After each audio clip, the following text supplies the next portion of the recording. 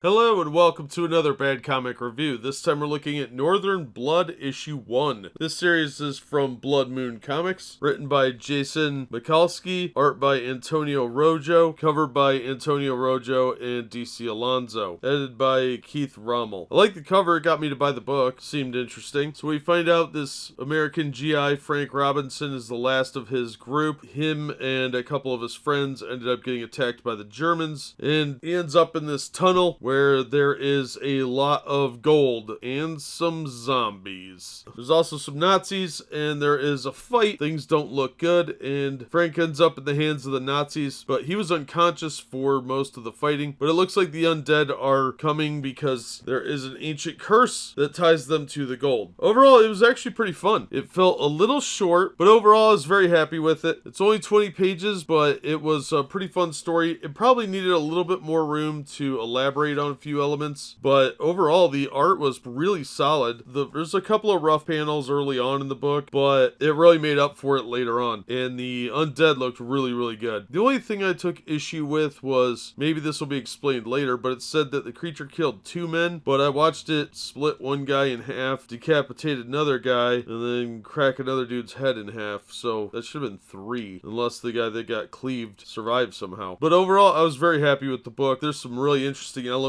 here that could make this really fun. I'm hoping that the series is collected as a trade, because I think it would actually be a better read that way, but I was very happy with my purchase, and I'm definitely going to try and track down issue 2. So if you see this on the stand, I think it's got a lot of potential to be a really fun story of the undead. There are some familiar themes and elements here, but I think it has a lot of potential to be really good and stand out on its own, especially with the backstory they built up. That looked really fun, so I am absolutely going to recommend this. So if you get the opportunity to check this out, please do so. If you like horror books, you'll probably dig this, and I think it's got a lot of potential. So hopefully issue 2 is at least as good as this one, and I'm looking forward to reading that. That's going to do it for this one. Thank you so much for listening and supporting the channel. If you enjoyed the video, please hit the like button, and don't forget to subscribe so you don't miss future reviews. If you'd like to help the channel out in other ways, links are in the description to various support methods, and as always, we hope to see you on the next one.